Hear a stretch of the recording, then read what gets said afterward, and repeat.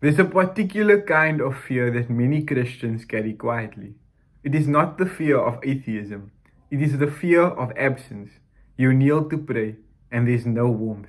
You open scripture, and the words do not ignite, and something inside you whispers, God has stepped back, something between us has shifted. Perhaps I have disappointed God. And slowly, without saying it out loud, you begin to relate to God not as your father, but as evaluator. Let us go deeper than emotion and let us ask a harder question. Has God actually moved, or has your perception moved?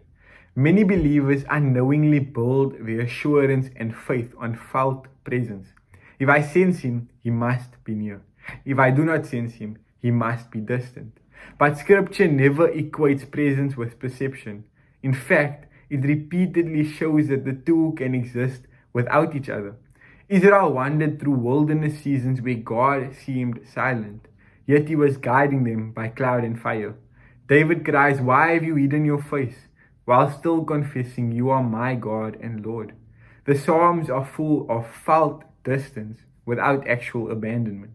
The difference between the presence of God and our perception is everything.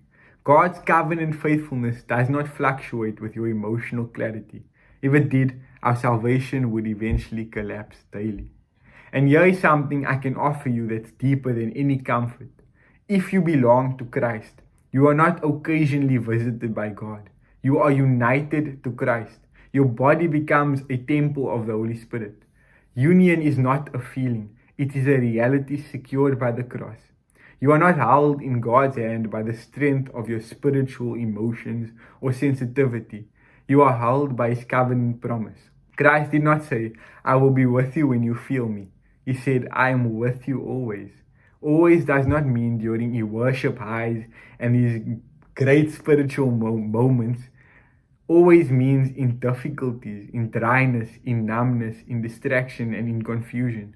When you feel distant, your union with God is not weakened, but your awareness has. And awareness of humans is fragile, but the union with Christ is not. Now we must speak carefully. If you cannot trust God when you do not feel Him, then what have you trusted in? Have you trusted in the experience, not the God behind it? That is not cruelty. This is clarity. Emotional intensity can quietly become a substitute for faith.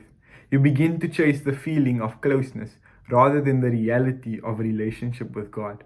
But faith, real faith, rests on the character of God. It was revealed at the cross. At the cross, God bound Himself to you through blood. That covenant does not thin out when your emotions do. If you feel dry, that does not mean God has withdrawn. It may mean He is weaning you from dependence on sensation. Children require constant reassurance. Mature sons and daughters learn steady trust. Hebrews says the Lord disciplines those He loves. Discipline is not anger, it is formation. Sometimes God removes emotional intensity to deepen spiritual roots, because a faith is sustained only by feeling cannot endure suffering. But a faith anchored in truth, in covenant, in Christ's intercession, that faith stands. Right now, whether you feel Him or not, Christ is interceding for you. Your relationship with God is not sustained by your emotional output. It is sustained by His priestly work. That means even your dry prayers are received through perfect mediation. Even your distracted worship is carried by faithful hands. Even your weak longing is strengthened by His advocacy. You may feel unstable, but Christ is not. So the real question does not become, why don't I feel God? Instead, it becomes, do I trust God when I do not feel Him? Because that is where maturity in Christ begins. Faith is not proven in ecstasy. It is proven in endurance. And endurance grows quietly, like roots pushing downward in darkness. You cannot see them, but they are holding the tree steady. If you feel distant from God, hear this carefully. He has not stepped back. He has not grown weary of you. He has not reconsidered His covenant. The cross did not depend on your consistency. The resurrection did not depend on your emotional clarity. The Spirit did not enter you on probation. You are not being evaluated. You are being formed by God. And formation feels slower than inspiration.